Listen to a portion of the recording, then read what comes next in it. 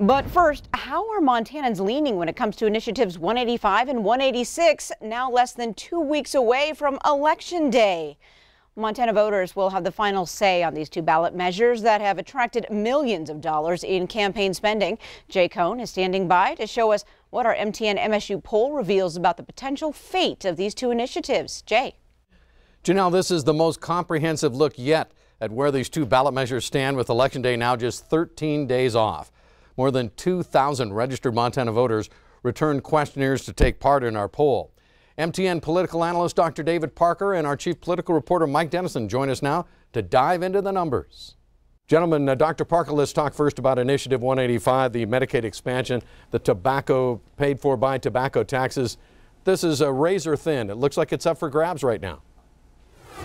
Yeah, absolutely. It's really tied up at 41% yes, 41% no, 17% don't know. If you look at all the initiatives, this is the one I think has the greatest chance of losing.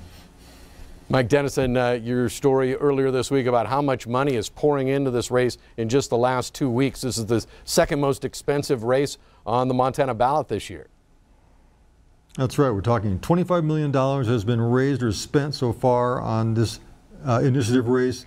$17.5 million of those dollars have come from two tobacco companies pretty much against Initiative 185, which would extend Medicaid expansion, which covers about 100,000 low-income adults in Montana, and help pay for that with a big increase on tobacco taxes, taxes on cigarettes and other tobacco products. Of course, that's why the tobacco people are fighting it.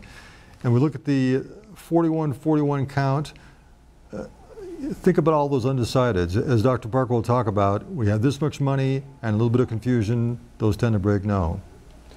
One follow-up, just what if this fails? What about the 100,000 Montanans who are covered by this Medicaid expansion? What happens? You know, that's a very good question. We're going to have some coverage of that later this week. Even if it passes, but especially if it fails, there's going to be a big discussion in next year's legislature about what to do about this. Do we just forget about Medicaid expansion? There's a fair number of Republicans who control the legislature who would like to do that. So that's going to be the big discussion. If it fails, I think there'll be an effort to pass it or extend it in a scaled down version, but there's no certainty that that's going to happen. Dr. Parker, you wanted to mention something about the number of undecideds who really have this initiative in their hands. You look at all of these initiatives, the don't knows are high. They range here from 17 and 20 when you get to the mill levy. And that's important to understand, that don't knows on initiatives tend to vote for the status quo. And the status quo on this would be no, and the status quo on 186 would be no. Initiative 186, of course, the mine reclamation. Our poll, Mike, shows this really passing with a sizable margin right now. It does. It has a little over 50% saying yes to this, only about 29% saying no, and a big chunk of undecideds, almost 20%. And you know, what we've been hearing from people and seeing some other polls, it may be closer than that, and we think a lot of those undecideds are probably going to break no. I think this will be a much closer race than indicated by the poll. David, finally, about the 6 mil levy. Every 10 years, Montanans get asked if they want to approve the 6 mil levy for higher education. What's our poll say about that?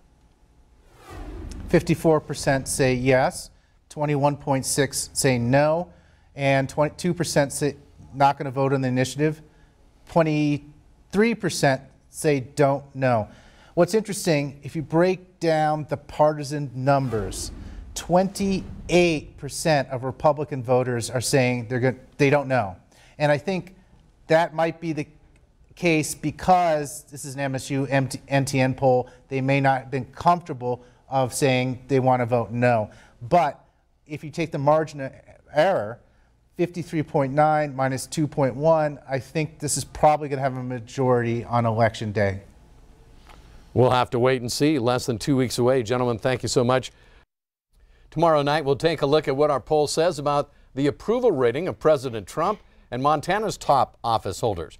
And by the way, you can read more details about the MTN MSU poll on your local MTN station website.